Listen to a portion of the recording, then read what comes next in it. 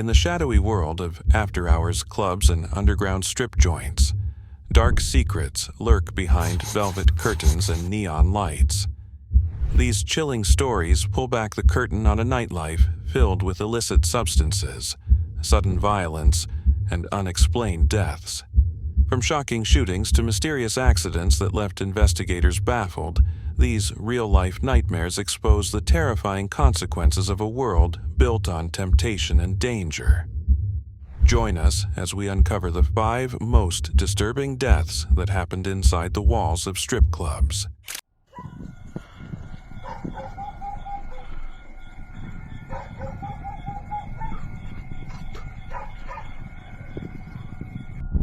It was the night of October 15th, 2021, in the quiet town of Naualpa, Juarez, Mexico. A young woman stepped out into the darkness. She wore a flowing white gown, a pale veil draped over her head, her voice slicing through the silence with a chilling cry. "Ay, mis hijos." It was meant to be a prank, a Halloween scare. She had always loved the season, ghost stories, costumes, the playful thrill of fear. That night, she decided to bring one of Mexico's most infamous legends to life, La Llorona, the Weeping Woman. According to folklore, La Llorona was a mother cursed to wander the earth after a tragic act took her children away. Her cries echo through the night, warning those who hear them that something terrible is near. It's a tale every Mexican child grows up with, a myth told to keep kids from wandering too far, especially near rivers. But even grown-ups know, when you hear her, you listen. Dressed in white, the woman moved slowly through the San Miguel de Rami neighborhood. Her goal wasn't harm. She simply wanted to spook a few neighbors, stir up the Halloween spirit. She had no idea the fear she was igniting. One neighbor spotted her from a distance, a ghostly figure veiled, moving silently through the night and crying into the void. Confused, they began filming, uncertain whether this was a Halloween trick or something unexplainable. As the woman moved from one street to the next, others caught sight of her. Whispers spread, doors locked, lights flicked on. Someone, somewhere, let fear take control. In a moment of pure panic, a resident, unnamed and still unknown to this day, reached for a gun. Maybe they thought they were facing something evil. Maybe they didn't stop to think at all. What's clear is this: shots rang out in the dead of night. The young woman collapsed onto the pavement. The streets fell silent again. The shooter disappeared into the darkness as quickly as they had acted. By the time authorities arrived, it was too late. The woman lay motionless on the street, the victim of a prank gone tragically, horrifically wrong. No name, no ID, just a costume, and an idea that should have been harmless. News of the incident spread fast. It happened just days before Dia de los Muertos, Mexico's Day of the Dead, a sacred time for honoring lost loved ones. The timing made everything feel even more surreal. Social media exploded with footage of the young woman moments before the shooting, her eerie wails, her slow walk through the fog. People were torn. Some were horrified at the overreaction. Others said fear can make people do dangerous things. But one question lingered above all. Did it really have to end this way? As the days passed, authorities promised an investigation, but no arrests were made. The identity of the shooter remained a mystery, and the woman, this anonymous soul who only wanted to play a part in a ghost story, was mourned without a name. Friends and family are mourning the death of a 22-year-old woman who died on the job late last week. Lauren Block worked at Christie's Cabaret in Cleveland and fell 15 feet while working. January 2nd, 2013.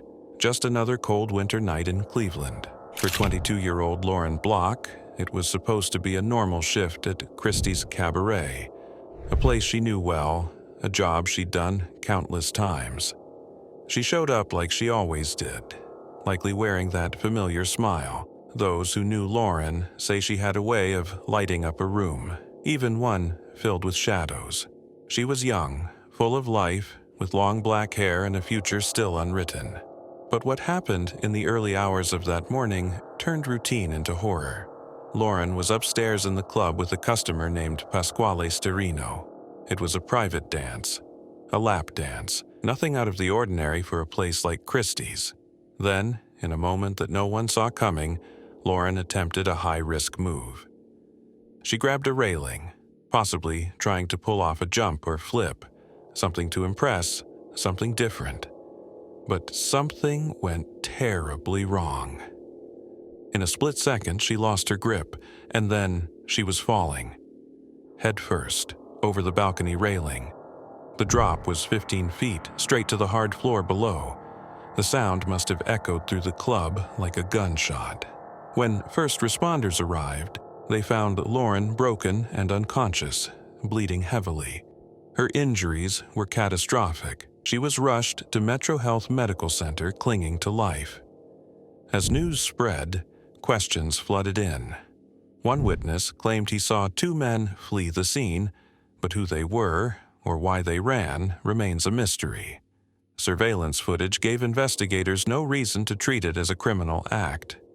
Just a tragic accident, they said.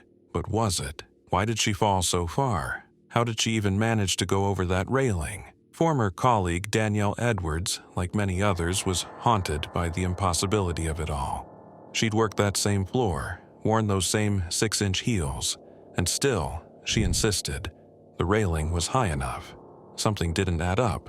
OSHA launched an investigation, looking at the balcony's structure, the spacing between furniture and the edge, but no finding could reverse what happened next. For nearly a week, doctors fought to save her. Her family hoped, prayed, but the trauma was too severe. On January 9th, just 7 days after her fall, Lauren Block was pronounced dead.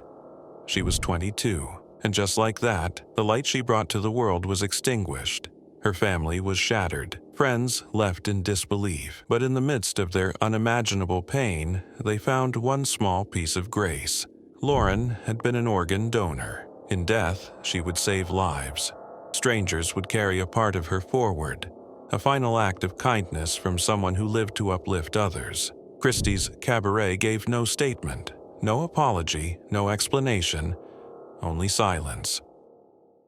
It was September 4th, 2006, in Queensland, Australia. Steve Irwin, the famed wildlife expert known as the Crocodile Hunter, was filming a documentary titled Ocean's Deadliest at Bat Reef, part of the Great Barrier Reef. At 44 years old, Irwin was at the peak of his career. He was adored worldwide for his daring encounters with dangerous animals. Steve had married Terry Irwin, and together they had 2 children, Bindi and Robert. His passion for wildlife began early. At just 6 years old, he caught a venomous brown snake, and by 9, he was already wrestling crocodiles. These early experiences shaped his future, eventually leading him to manage Birwa Reptile and Fauna Park, which his parents had started in 1970. Under Steve's leadership, the park was renamed Australia Zoo, and his larger-than-life personality catapulted him to global fame, most notably through his hit TV series, The Crocodile Hunter. By July 2006, Steve was riding high. He and Terry had just plotted out a 10-year plan for the zoo, and he was passionate about spreading his conservation message to the world. He often said, "If we don't get animals into people's hearts, they will go extinct. We're running out of time." But just a few months later, his dedication to wildlife would lead to a tragic and ironic end. On that fateful day in September, bad weather had delayed their original plan to film tiger sharks. Restless and eager to make use of the day, Irwin and his crew, including his close friend and longtime cameraman Justin Lyons, set out in an inflatable boat to film alternative footage. Soon, they spotted an 8-foot-wide stingray, perfect for another project they were working on. Stingrays are generally peaceful creatures. If disturbed, they usually swim away. But this one acted differently. As Irwin and Lyons prepared for one final shot, the stingray suddenly attacked. It propped itself up and began striking with its tail, wildly and rapidly. Lyons recalled the horrifying moment. All of a sudden, it propped on its front and started stabbing wildly with its tail, hundreds of strikes in a few seconds. One of the strikes hit Steve in the chest with a force Lyons likened to a hot knife through butter. Steve stood up in a pool of blood. Lyons immediately knew something was terribly wrong.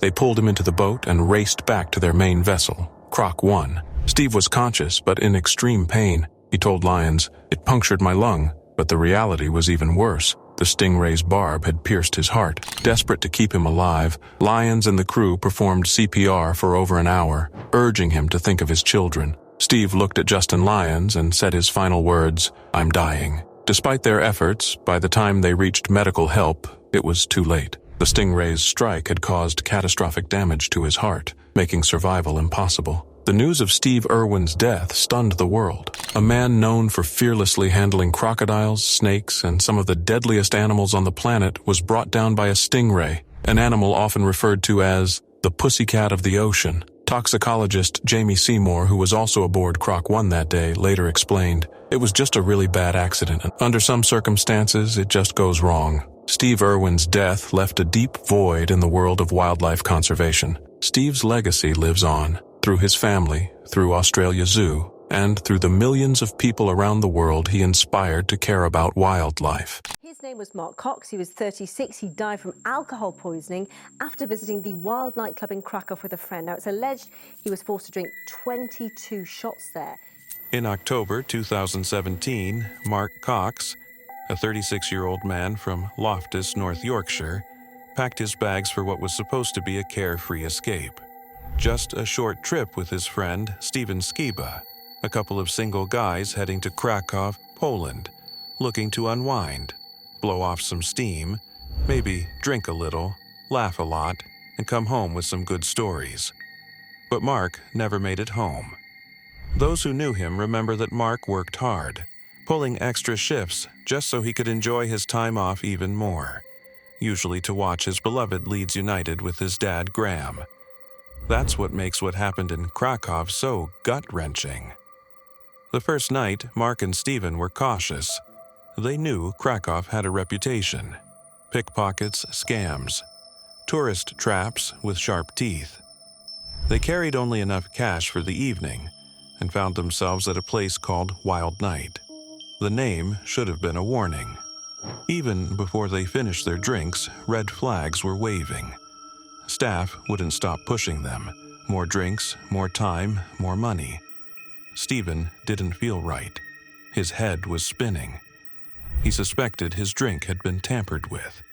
They left quickly, but the next night, they went back. It's easy to wonder why. Maybe they thought the first visit was just bad luck. Maybe they felt silly being paranoid. Maybe Mark didn't want his holiday to end on a sour note, and Steven, not wanting to disappoint his friend, agreed to try again. That decision would cost Mark his life. They wandered Krakow's cobbled streets, the kind that seem charming by day but become a maze of shadows at night. Eventually, they ended up at Wild Night again. The pressure started the moment they stepped through the door. This time, they were separated, led to different booths, different paths, and everything spiraled from there. Steven noticed something wasn't right immediately.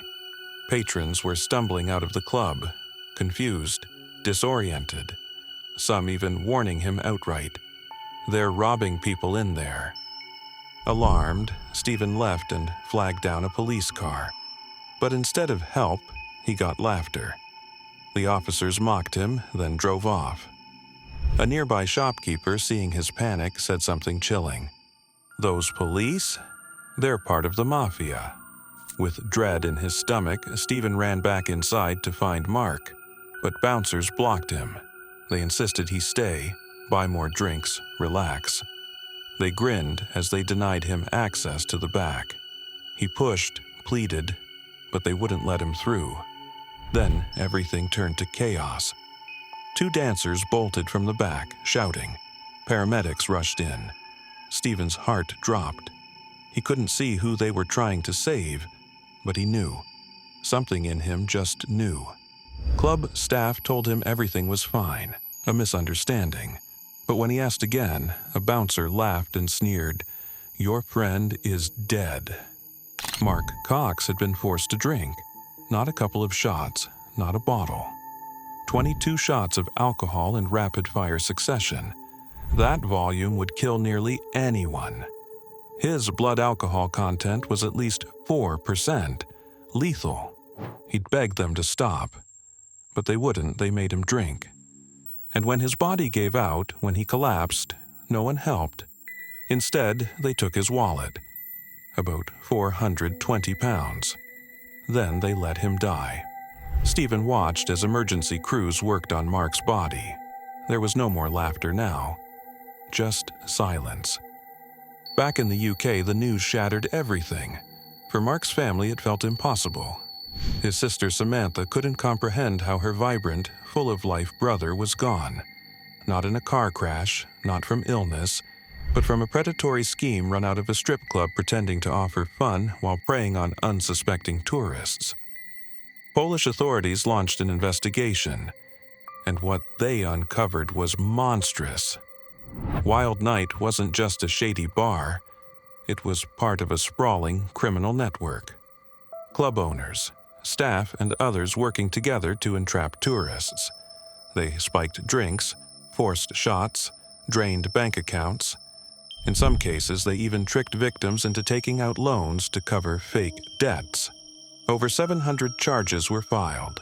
Arrests were made, but none of them have been held directly responsible for Mark's death. For his family, justice remains as out of reach as the man they lost. Samantha and her loved ones have fought for answers, for accountability, for closure. Instead, they've been left with silence, with vague promises, with nothing that can bring back the man they loved. Did you know that a daredevil met his end in the most unexpected way? Bobby Leach, who survived plunging over Niagara Falls in a steel barrel in 1911, didn't meet his end in some wild stunt. In 1926, he slipped on an orange peel while walking down the street. It was July 25th, 1911 in Niagara Falls, Ontario. All eyes were on one man, a 54-year-old former Barnum and Bailey circus performer named Bobby Leach. For years, Bobby had talked a big game. He claimed he could outdo Annie Edson Taylor, the schoolteacher who had become the first person to survive a plunge over Niagara Falls in a barrel a decade earlier. Despite Taylor's famous warning, nobody ought to ever do that again, Bobby was convinced. He would not only survive the falls, he would do it better, tougher, and louder. He was a natural daredevil. Years before, he'd parachuted into the Niagara River after leaping off the Upper Steel Arch Bridge. He owned a restaurant on Bridge Street in Niagara Falls, where he'd often regale his customers with stories and his big plan to conquer Horseshoe Falls in a barrel of his own design. After countless delays, growing expenses, and mounting anticipation, the moment had come. His vessel was no ordinary wooden barrel. It was cylindrical, made of steel, and outfitted with wooden bumpers at both ends. The crowd's energy was electric as word spread that Bobby was already in the water. At about 3 p.m., a speeding car pulled up at Table Rock. The driver jumped out, breathless, and shouted, "Bobby's on his way!" The crowd leaned forward. Thousands watched as the barrel raced down the Niagara River, bobbing and spinning in the churning current. As it neared the brink of the mighty Horseshoe Falls, it struck a rock. The impact was brutal. One of the front bumpers was torn away, and inside Bobby was slammed hard, his forehead gashed open. Still, the barrel held. Then, at exactly 3:13 p.m., it happened. The crowd fell silent. The only sound was the thunderous roar of the falls. The barrel dropped. The world seemed to stop as the cylinder vanished into the foaming abyss. Seconds passed like hours. Then, cheers, a shout from the crowd. "There he is!" Dozens more followed. The barrel had reappeared, battered but intact, bobbing in the whirlpool below. But was Bobby alive? For 20 agonizing minutes, the barrel swirled in an eddy, refusing to come to shore. Finally, Fred Bender, an employee of the Ontario Power Company, tied a rope around his waist and dove into the icy water.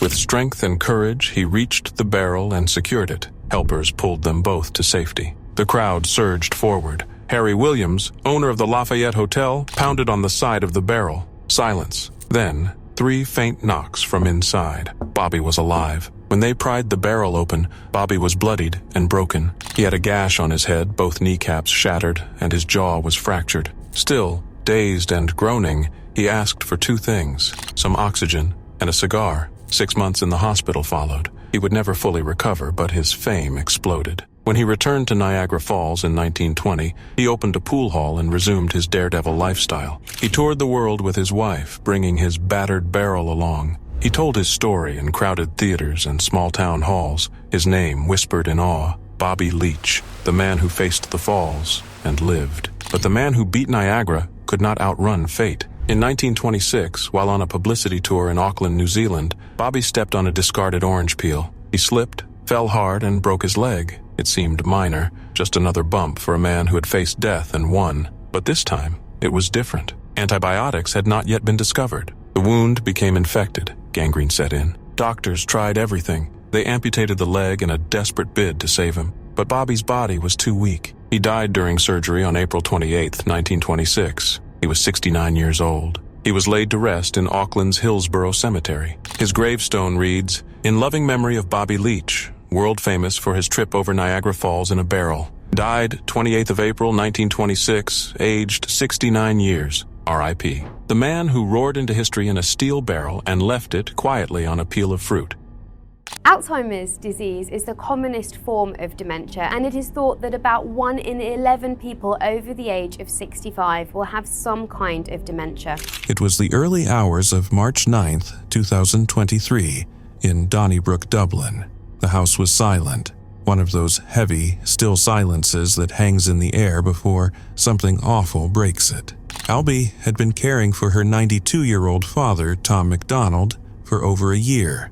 After her mother, Viola, entered a nursing home, Tom moved in. He'd been diagnosed with dementia 5 years earlier, and recently, the confusion had worsened. Some days gentle, some days jarring, but nothing prepared her for what happened that night. Around 3:30 a.m., she heard movement, not unusual. Tom often woke at odd hours, mistaking night for morning. She waited, assuming he'd returned to bed. 20 minutes passed. Still no sound. She got up. In the kitchen, Tom stood by the counter, hunched and pale. "I don't feel right," he said. "I ate something." She looked at the bowl in front of him. Cornflakes. But the milk was purple. It wasn't milk. It was washing detergent. Albie's voice trembled. "Did you eat this?" Tom nodded. Twice. He was already vomiting, clutching his throat, whispering that it burned. Panic surged. Albie called for an ambulance, barely able to hold the phone. Paramedics arrived quickly. Tom's condition was already critical. He was rushed to St. Vincent's University Hospital, sedated to stabilize him, but the detergent had torn through his insides, reached his lungs. By 8:50 a.m., Tom MacDonald was gone. The official cause, aspiration pneumonitis, a chemical burn from within, no antidote, no undoing it. Just hours earlier, he'd been alive, confused, but there. Now, the family was left shattered. He had only wanted breakfast. Tom had always clung to independence. Even as dementia dimmed his memory, he kept trying. Sometimes he ate spoiled food, but never anything like this. The detergent had been in a separate cupboard, away from the fridge. Albie never imagined he'd confuse it with milk, but dementia dulls the senses. Taste, smell, logic. Experts later said he might not have even noticed the taste. His mind, slipping further each week, had led him into danger, and no one could pull him back. His other daughter, Akling, couldn't comprehend how quickly it happened. "He was just there," she said, and then he wasn't. The inquest revealed a harsh truth, how fragile safety becomes when dementia is involved. A single moment of confusion can end everything. The coroner ruled the death accidental, but urged awareness. She referred the case to the Alzheimer's Society of Ireland and the Health Service executive, because it could happen again, to anyone. Tom MacDonald wasn't just a case file. He had lived a full life, serving in the Defense Forces, raising 5 children, working as an accountant. He laughed, he loved, he mattered. But in the end, it wasn't illness or age that took him. It was a tragic mistake. A bowl of cereal, and something that looked like milk in the dark.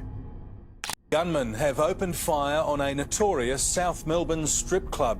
It's the 3rd time the venue has been targeted in recent months. December 2016, Melbourne, Australia. 29-year-old Stacy Tierney's life ended in a way that still haunts those who knew her, under a cloud of mystery, neglect, and unanswered questions. Originally from Withington, Manchester, Stacy had traveled halfway across the world, chasing a dream. Her boyfriend had secured an engineering job in Victoria, and she saw this as a chance to build a future, one she hoped would lead to nursing studies. To support herself while waiting for her study visa, she took a job at Dreams Gentlemen's Club, It wasn't a job she liked, but Stacy confided in friends it was a stepping stone. Necessary, temporary, a way to save money for what really mattered. On the night of December 17th, Stacy clocked in at 8:20 p.m., ready to work her usual shift. She stayed late, like always, until the club closed to customers at 4 a.m. But then, the night didn't end.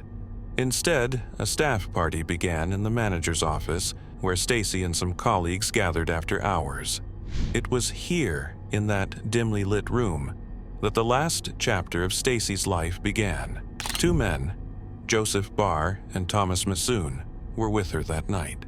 But what happened in those early hours remains a dark puzzle, tangled in conflicting stories and silence. At some point, Stacy lost consciousness. Her body betrayed her, filled with a deadly cocktail of stimulants and depressants. How she ended up with those substances in her system, who gave them to her, and why no one stepped in remain chilling mysteries. Between 5:30 and 6 a.m., Joseph Barr sent a message to the bar manager. He said Stacy was unresponsive and that he didn't know what to do, but no one called for help. No one came to her aid. Time slipped by mercilessly. It wasn't until more than 30 hours later, on December 19th, that police and paramedics finally arrived. By then, it was too late. They found Stacy's lifeless body, partially clothed, slumped on a sofa in the manager's office. Joseph Barr and Thomas Massoon were still there. Paramedics overheard one man say to the other, "I think we're all right here." Those words hung in the air like a dark confession, an eerie admission that they knew something was wrong, but chose to stay silent. The office had been cleaned before police arrived, erasing any chance of a clear scene. CCTV footage was non-existent, and the conflicting accounts from those present only deepened the fog surrounding Stacy's final hours. The coroner's verdict was open. Drug toxicity was the cause of death, but the truth behind those fatal hours remained shrouded in shadows. Stacy's family was left devastated, grappling not only with grief, but with a deep sense of injustice. Her mother, Michelle Frost, spoke out with heartbreak, condemning the inhumanity her daughter faced when she needed help most. In the aftermath, some measure of accountability surfaced. The club's owner, Salvatore Aparo, was fined £16,000. The Victorian Gambling and Casino Control Commission took disciplinary action, and Stephen Krakow, the club's general manager at the time, was banned from managing licensed premises for a year. It was midnight on January 4th, 2005 on Interstate 80 near Lincoln, Nebraska. Derek Kiefer, just 21 years old, was heading back to the University of Nebraska-Lincoln after spending the holidays in San Antonio. The semester was about to start. He had big plans. He was in the back seat of a Ford Explorer. His friend Luke Homan was driving, and another friend, Nick Uphoff, sat in the front passenger seat. All three were fraternity brothers, more like brothers in life. Derek wasn't just another college student. He was chasing 5 majors. And he wasn't just scraping by. He had a perfect 4.0 GPA. He had studied at Oxford. He wanted law school next. Everyone could see it. Derek was going places. But on that icy stretch of road, fate had a cruel twist waiting. A trucker driving nearby spotted the Ford Explorer lose control. One moment it was steady. The next, it skidded, spun, and then rolled violently, flipping over and over before crashing into a frozen ditch. The call to 911 came fast, and first responders arrived quickly. But when they did, the scene was already marked by silence. Derek had been thrown from the vehicle. He wasn't wearing a seatbelt. His body was found outside, still and cold, lying in the snow. There was no bringing him back. Inside the wreck, Luke and Nick survived, bruised, battered, but alive. They'd been wearing seatbelts. The news shattered everything. Derek's father, Paul Kiefer, was numb with disbelief. He had moved to Lincoln just to be closer to his son, to be there for the journey, the milestones. Now he was facing the unimaginable. "I'm in shock," he said quietly in an interview, barely able to find the words. Friends were crushed. Cade Pittman, who had known Derek since 7th grade, struggled to hold back the heartbreak. "He'd do anything for anybody," Cade said. "He tutored me in classes he didn't even take." That's the kind of guy he was. Cade had just seen him before Christmas break. Now he would never see him again. As investigators pieced together what had happened, Captain Joe Lear of the Lancaster County Sheriff's Office confirmed what many feared. Icy roads had caused the crash. Alcohol wasn't a factor. It wasn't reckless driving. It was winter's quiet menace and one missing click of a seatbelt. And that's when the deeper irony struck. Just 4 months before his death, Derek had written a column for the Daily Nebraskan. The headline, "Individual Rights Buckle Under Seatbelt Laws." In that piece, Derek argued passionately that seatbelt laws were an overreach of government power. "It is my choice what type of safety precautions I take," he wrote. Those words now echoed with haunting weight. The very argument he made, the belief he stood behind, had become the cause of his own death. His refusal to wear a seatbelt wasn't about rebellion or carelessness. It was a decision, one rooted in principle. But principles can't stop physics. Ice doesn't care about ideology, and the windshield doesn't negotiate freedom. Derek's death hit the university like a thunderclap. A brilliant light extinguished in a moment. A student who should have been in class the next week, sitting in the front row, raising his hand. A future lawyer, a friend, a son. What makes this story more painful is what it could have been. A scare, a lesson, a bruised memory. But it wasn't. It became a headline, a eulogy, a cautionary tale. And it begs the question, how often do we cling to freedom without weighing the cost? In the United Kingdom, when seatbelt laws were introduced in 1983, fatal front seat injuries dropped 29% in 1 year. In 2017, seatbelts saved nearly 15,000 lives in the United States. The data is undeniable, yet still some resist. Still some believe they'll be fine, that it's their choice, that nothing will happen to them. Derek believed that, and now he's gone. His death isn't just a tragedy, it's a mirror, a moment to pause and ask, what choices are we making every day without realizing how much hangs in the balance? John Bonham, drummer with the British rock group Led Zeppelin since its inception in 1968, was found dead today at the home of a friend in Windsor, England. It was September 24th, 1980. John Bonham, the thunderous heart of Led Zeppelin, was gearing up for something big. After 3 years off the road, the band was preparing to tour again. But for Bonham, the excitement was laced with something heavier. That morning, he started drinking. Not casually, forcefully. 4 stiff vodkas with breakfast, setting the tone for a day that would spiral out of control. Led Zeppelin's assistant, Rex King, picked him up.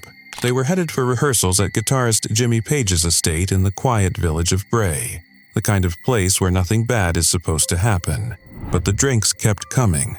As the band rehearsed, Bonham drank, and drank, and drank. No one stopped him. No one could. It was the kind of drinking they'd seen before, but this time it felt different. By the end of the session, Bonham was visibly out of it. Not just drunk, hollowed out, faded behind the eyes. Later that night, he was helped into a spare bedroom. The others knew the drill. They laid him on his side, just in case. Everyone went to bed, assuming tomorrow would come like it always had. But it didn't. The next morning, September 25th, something was wrong. Road manager Ben Lefebvre went to check on Bonham. The room was too quiet. Bonham wasn't moving. He was pale, unresponsive. Ben leaned in, searched for a pulse. Nothing. Panic surged. He called for help. An ambulance rushed in, but it was already too late. John Bonham was dead, 32 years old. The official cause, pulmonary aspiration. He'd choked on his own vomit in his sleep. An autopsy later revealed the extent of the damage. Over 40 shots of vodka had been consumed across 12 brutal hours. His liver was overwhelmed, his body slowly giving up long before the final breath. According to pathologist Dr. Edmund Hempstead, it hadn't been sudden. His body had been in shock for hours. The grief hit like a hammer. Bonham wasn't just a drummer. He was the engine, the earthquake beneath every Led Zeppelin song. When he died, something essential died with him. And just months later, on December 4th, 1980, the remaining members of the band released a statement. It was short, simple, devastating. They couldn't go on without him. Led Zeppelin was over. Fans couldn't believe it.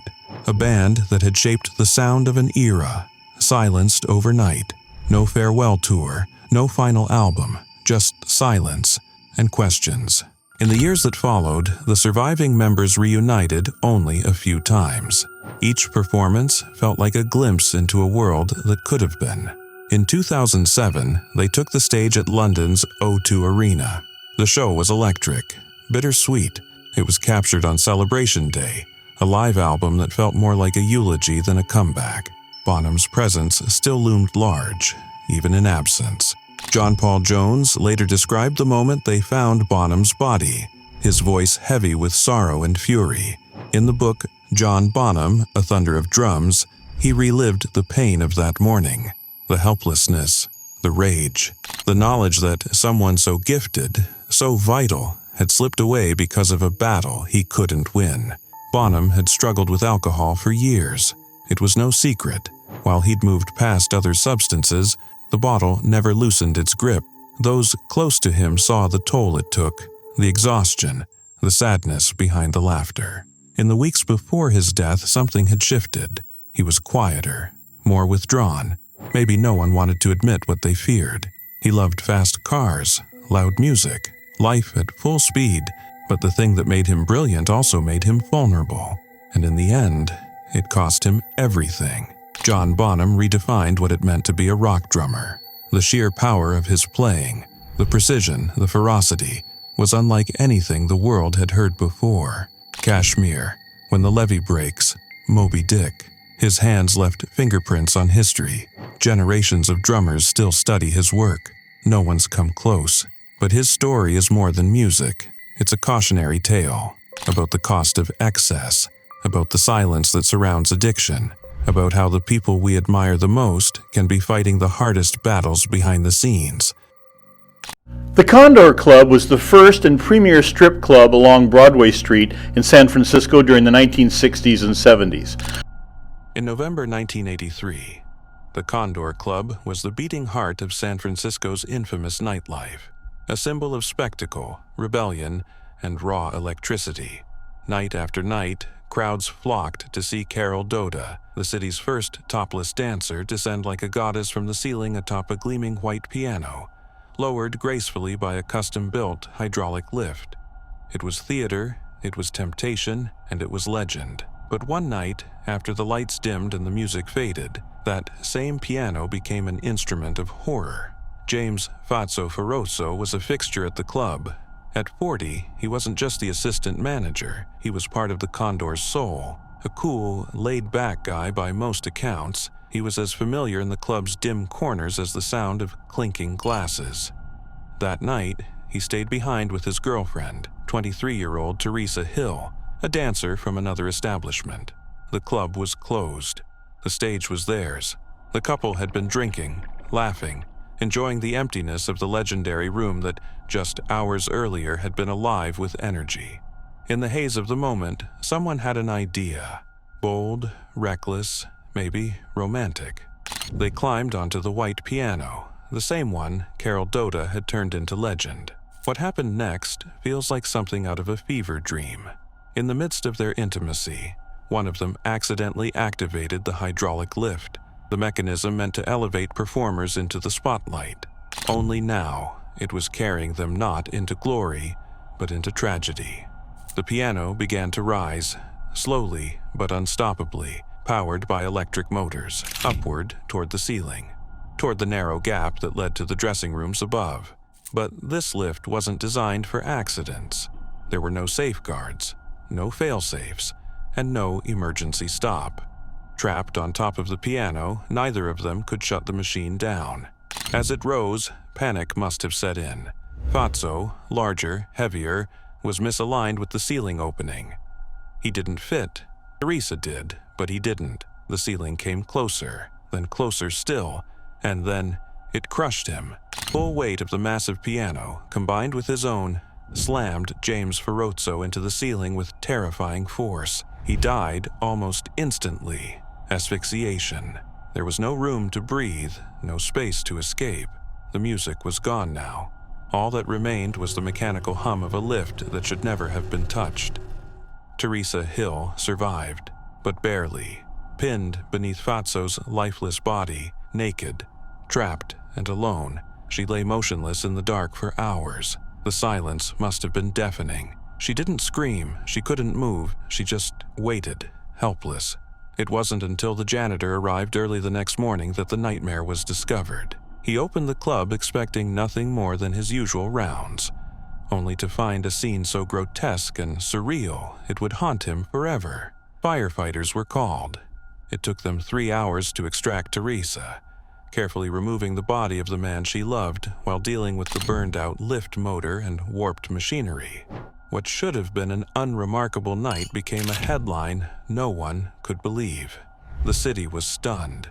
This wasn't just a freak accident.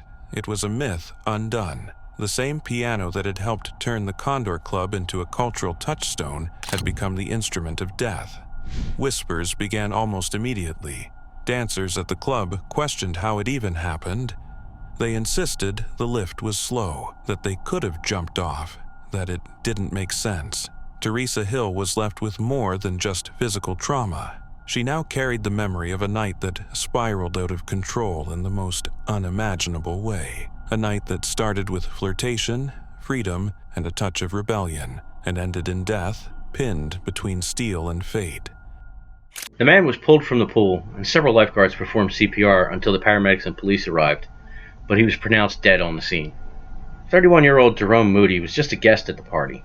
It was August 1985 in New Orleans, Louisiana. The New Orleans Recreation Department threw a party at a city pool, inviting over 200 people. Nearly half of them were certified lifeguards, watchful eyes trained to prevent tragedy. 4 remained on duty that evening just in case. Laughter echoed through the humid night air as lifeguards shared stories of close calls and proud saves. Among the guests was 31-year-old Jerome Moody. He wasn't a lifeguard. He was just there to enjoy the evening, standing quietly along the poolside, dressed in regular clothes, taking in the celebration from the sidelines. To most, he blended into the crowd. But as the evening wore on, the celebration took a chilling turn. As the pool began to clear and lifeguards prepared to wrap up the night, someone glanced into the deep end and froze. There, at the bottom of the pool, completely unnoticed until that moment, was Jerome, motionless, fully clothed, unmoving. Panic surged through the crowd. CPR was performed. Emergency crews were called, but it was too late. Jerome Moody had drowned, right in the middle of a party thrown to celebrate the fact that no one had. The irony hit like a wave. A man had lost his life surrounded by dozens of trained professionals in a place designed for safety on a night meant to mark success. The disbelief was immediate and gut-wrenching. An autopsy confirmed what the scene already suggested. Jerome had drowned. He hadn't been swimming with the others. He wasn't in a swimsuit, and no one saw him slip into the water. Whether it was an accident, a misstep, or something more remains unclear. In the blur of laughter and celebration, he had vanished without a sound. Madeline Richard, the director of the New Orleans Recreation Department, struggled to process the devastation, but Jerome Moody was more than a tragic headline. He was a dreamer, an entrepreneur, and a man who had built a life rooted in ambition and service. Born in Emporia, Virginia, Jerome moved to Portsmouth where he pursued education and dreamed of running his own business. He worked hard as a delivery driver and eventually fulfilled his goal, owning and operating Dee's Dry Cleaners in the Bronx for several years. Later, he returned to Virginia, earned a degree from Norfolk State University, and became a devoted community activist. He was deeply involved with Noble Street Baptist Church and the Wilson Ward Civic League. He was a father, a grandfather, a brother, and then, in a matter of moments, he was gone. 11. In the quiet town of Durham-Sud, Quebec, 38-year-old Chantal Lavigne, a mother of 2, lay motionless beneath layers of cellophane and mud covered in blankets, her breathing shallow, her skin burning hot. She had come seeking transformation. What she found was death. Chantal wasn't reckless. She wasn't naive. She was searching for meaning, craving clarity, peace, some connection beyond the chaos of daily life. Since 2007, she had thrown herself into the world of New Age spirituality, exploring healing workshops, energy rituals, and alternative therapies. After the birth of her second child in 2009, her hunger for spiritual growth intensified. She wanted more than just comfort. She wanted transcendence. That summer, she believed she was on the cusp of a breakthrough. The seminar she signed up for was called Dying in Consciousness, led by a self-proclaimed spiritual guide named Gabrielle Frechette. She claimed to channel an ancient mythical being named Melchizedek. To her devoted followers, this wasn't absurd, it was divine truth. Chantal had been warned. Her family had watched her drift further from them, deeper into this belief system. She canceled a family camping trip to attend the seminar. It wasn't just a weekend retreat to her. It was a test, a transformation. She believed it was necessary for her soul. Gabrielle Frechette, along with assistants Jeanette Duclos and Gerald Fontaine, promised purification, cleansing of the body and spirit. What they delivered was torment. 9 people, including Chantal, entered the farmhouse that day. The ritual was brutal. Each participant was smeared with mud, wrapped tightly in plastic wrap, covered in thick blankets. Cardboard boxes were placed over their heads to trap the heat and restrict air. They were told to hyperventilate, to push through, sweat it out, cleanse themselves. It was hot, stifling. The room had no ventilation. This was not a traditional sweat lodge. There was no cultural foundation, no safety precautions, no trained oversight. It was a grotesque imitation, twisted into something dangerous. The hours dragged on, 9 of them. One person collapsed and had to leave. Another experienced distress so severe they nearly passed out. Still, Chantal pressed on. Maybe she believed pain was part of the journey. Maybe she thought the breaking point was where real change began. But her body had reached its limit. Her temperature soared past 40.5 degrees Celsius, over 104.9 degrees Fahrenheit. She stopped responding. Her body, dehydrated and overheating, began shutting down. Finally, far too late, Frechette, who had no medical training, called emergency services. By the time paramedics arrived, Chantal was unresponsive. She was rushed to the hospital. Doctors tried to revive her. They couldn't. She died from hyperthermia and multi-organ failure. The autopsy compared her internal condition to being cooked alive.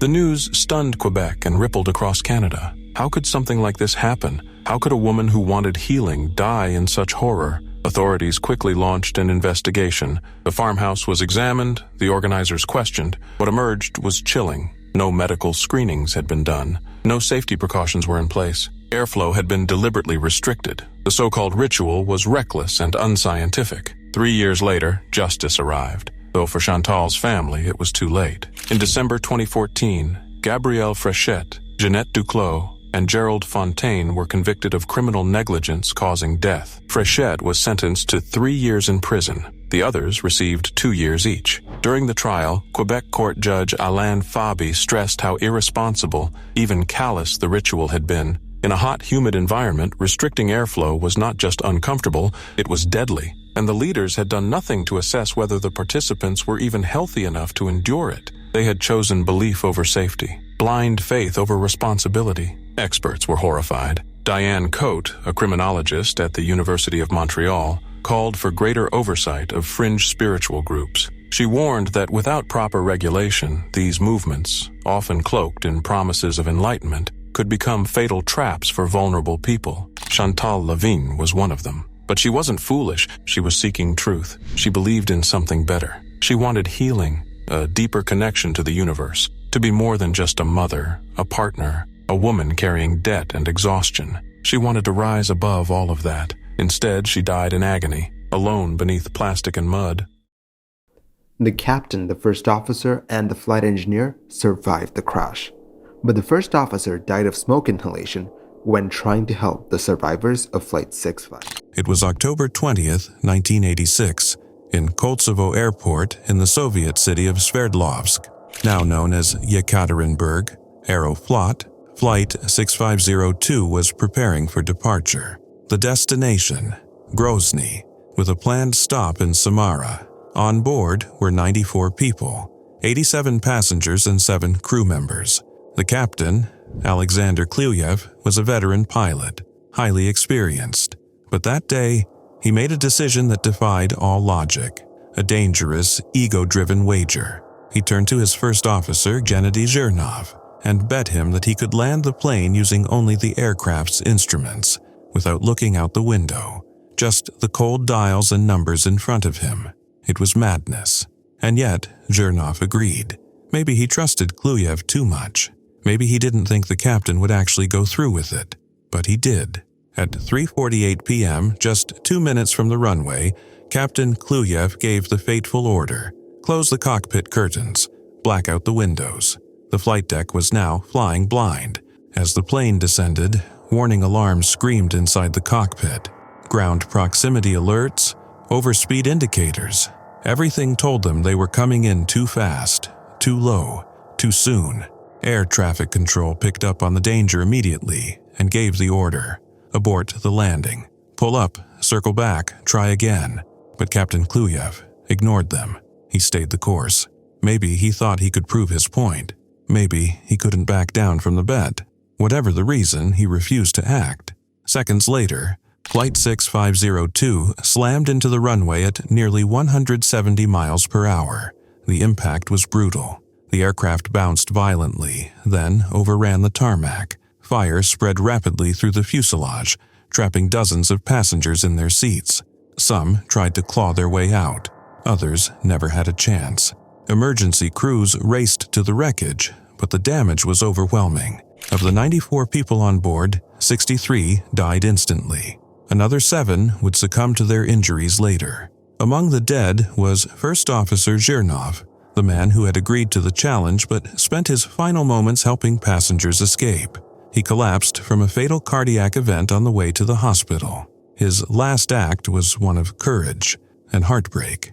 And yet, amid the devastation, a miracle. All 14 children on board survived.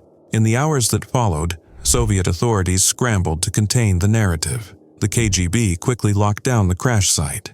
News was suppressed. Photos were classified. For years, the outside world knew little of what had truly happened. It wasn't until a fire department chief, Colonel A.K. Karpov, quietly smuggled out images of the wreckage that the truth began to surface. The investigation was swift and damning. Kluyev was found solely responsible for the disaster. He had disregarded every protocol, ignored multiple warnings, and gambled with nearly 100 lives. In June 1987, Kluyev stood trial.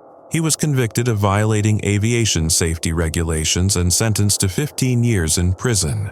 But in another cruel twist, he served only 6. For the families of the victims, that wasn't justice. That was another wound, another insult added to their grief. You're good. We're good.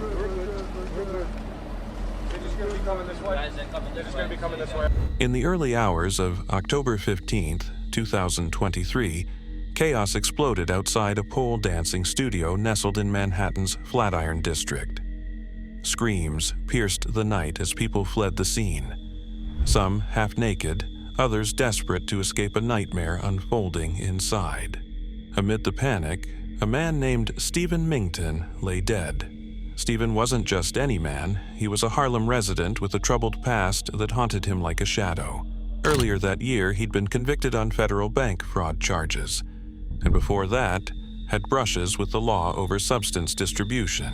Yet, those who knew him spoke of a different side. A man trying to turn his life around. A man they called good despite the mistakes. But Stephen's final moments were sealed in a place where darkness thrived beneath the surface. By day, Foxy Fitness and Pole Training Studio appeared innocent enough, offering pole dancing classes and fitness routines. But when the sun dipped below the skyline, the studio shed its daytime guise and transformed into a den of unregulated chaos. Loud music thumped through the walls, underage drinking flowed freely, and illicit activities painted a dangerous picture far removed from the studio's official purpose. Neighbors had been sounding alarms for months. Complaints flooded in about noise, illegal drinking, and shady after-hours parties. Police had visited before, issuing warnings and citations, but nothing stopped the studio from continuing its dangerous double life. That fateful night, the simmering tension finally boiled over. Details are still murky, but during one of these illicit gatherings, a violent dispute erupted. In the blink of an eye, a gunshot rang out. Stephen Mington was struck in the head, collapsing in the dimly lit stairwell where the remnants of the party still flickered. Strobe lights pulsing, a stripper pole looming nearby. Witnesses described a scene torn apart by panic. People running, stumbling, some half-dressed, desperate to vanish from the nightmare they'd just witnessed. Police arrived swiftly, but the damage was done. Stephen was pronounced dead at the scene, his life extinguished in a place where danger had long lurked unnoticed. The building's history was a testament to the blurred lines between fun and felony. Months of violations, countless complaints, and a blatant disregard for permits had turned Foxy Fitness into a ticking time bomb. Yet, despite the warnings, no decisive action had been taken to shut down the operation. Now, The investigation drags on. No arrests have been made. The suspect remains at large. Police question those who attended that deadly party, but many remain tight-lipped, wrapped in the same silence that shrouds the truth. Stephen's criminal record and the shadowy nature of the party have led some to speculate the shooting was connected to his past, but no clear motive has emerged. This tragic night stands as a stark warning, a reminder of the danger lurking where regulation ends and recklessness begins. In places where the line between entertainment and crime blurs, lives can be shattered in an instant, leaving behind echoes of grief, unanswered questions, and a haunting sense of loss. Niwot High School student is dead tonight, the victim of what police call a tragic unintended shooting in Longmont. It was March 15th, 2013, in Longmont, Colorado. In a nearly empty rental house on the edge of town, 18-year-old Primila Lal was spending time with friends, laughing, joking, just being her usual radiant self. She had recently graduated from Niwot High School, known for her bright spirit and blazing speed on the track. She was the kind of girl who lit up a room without even trying. That night, she had no idea her life was about to end. Primila and her 12-year-old cousin had come up with a harmless prank, a simple joke, nothing malicious.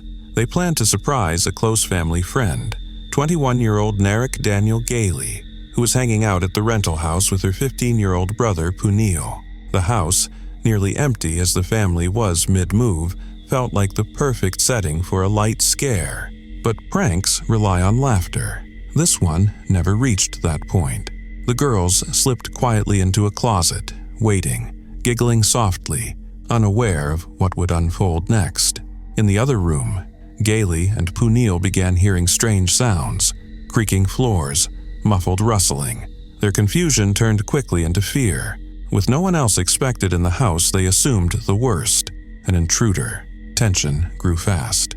Then, in a moment that would never be undone, Primila leapt from the shadows, likely laughing, expecting surprise, maybe a scream, maybe a chuckle. But instead of laughter, there was panic. In a flash, Gailey grabbed a nearby gun and fired. Time slowed. A single shot, loud, final, irreversible. It hit Primila. Her cousin screamed. Punil froze, and Gailey, trembling, realized what he had done. There was no time to think, only react. They rushed her to Longmont United Hospital, praying for a miracle, begging fate to turn back, even just a few minutes. But by 9 p.m., it was over. Primila Lal, beloved daughter, sister, friend, was gone. Outside, neighbors had heard shouting and chaos. One woman called the police at 8:02 p.m., her voice thick with concern.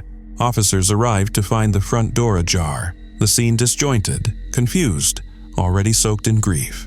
Gailey was arrested early the next morning.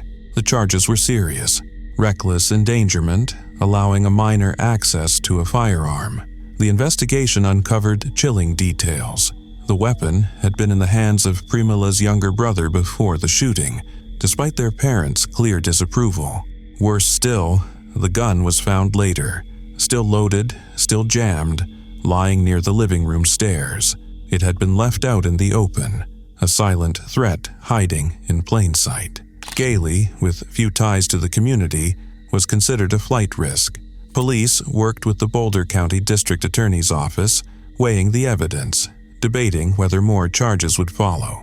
His attorney stayed silent, but the law was only part of the story. For Primila's family, especially her father, Pravin Lal, the pain was unspeakable. He stood before reporters, raw with sorrow, trying to find the words. He spoke of his daughter as a ray of sunshine, someone who made life brighter just by existing. And yet, in the face of such unthinkable loss, he didn't lash out in anger. His heartbreak was laced with something rare: compassion. They had lost their daughter, but he didn't want another family to lose a son. Even in devastation, they chose grace. Primila had been a vibrant soul, deeply loved and deeply rooted in her community. She wasn't just known, she was cherished. Her high school track team held a memorial meet in her name. Teammates ran for her, cried for her, remembered her laughter echoing across finish lines and locker rooms.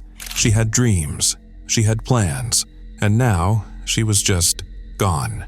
Longmont, once a sleepy farming town, had grown into a modern tech hub, but no amount of growth or progress could prepare it for the echo left behind by Primila's death. The community was stunned, wounded, asking the same questions that haunted her family.